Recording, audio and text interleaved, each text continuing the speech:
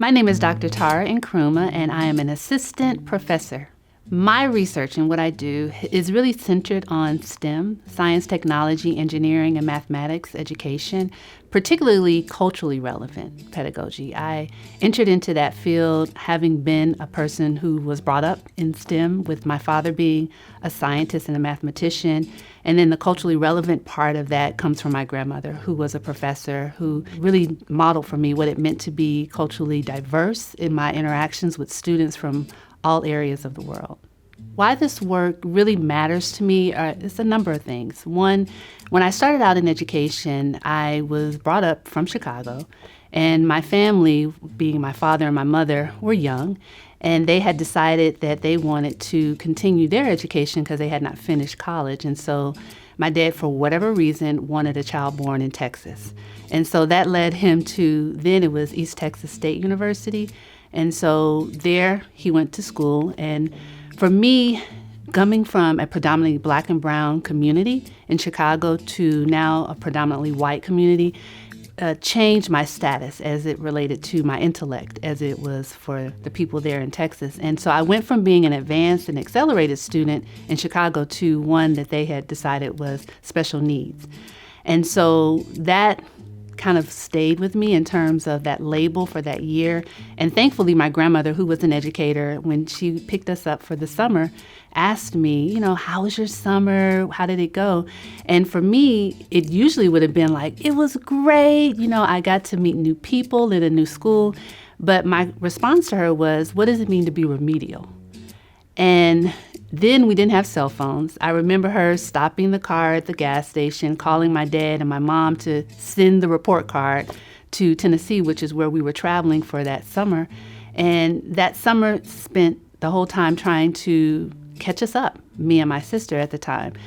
And that experience has really stayed with me in terms of the value of culturally relevant pedagogy, understanding the individual, making sure not only that the teacher is providing content that is uniquely specific for that student's need, but helping the student realize how to advocate for themselves and be able to have a voice and say, no, this is not right, or that I need particular things. And so culturally relevant pedagogy is a mixture for me of both advocating for the student as well as preparing and equipping the student to advocate for themselves.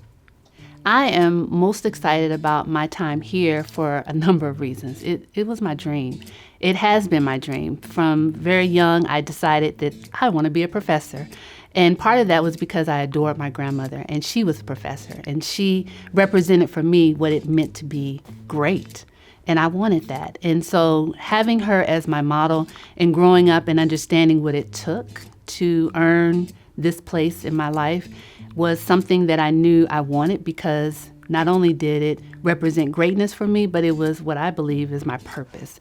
And so being here as an educator is just natural. I love the idea of engaging with young people. I enjoy learning all the time. I enjoy being challenged. And so I'm really most excited for the learning that's going to happen for myself in terms of who I am as a person, how I can support the needs of those that are here with me.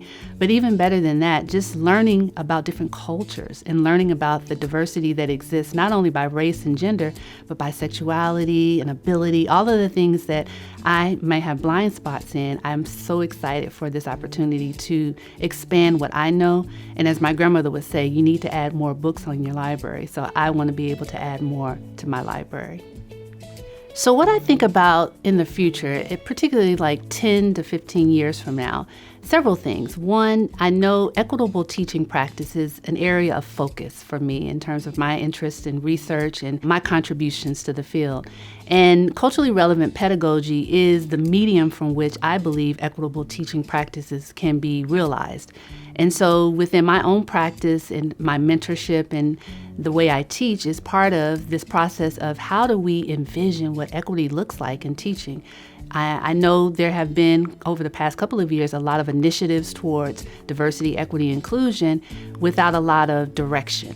How do I actually arrive at that? How do we imagine equity when we've never seen it? And so for me, it's this process of combining critical arts-based methods where the individual has an experience to understand on a personal level, why is equity important and how can I actually not only promote it because it's something that is necessary, but maybe something that I personally haven't experienced on my own, but can envision it for the future for others. And so what I see in the future is more promotion of culturally relevant pedagogy in a practical sense, taking it out of the theoretical realm into the practice of it, making it more tangible.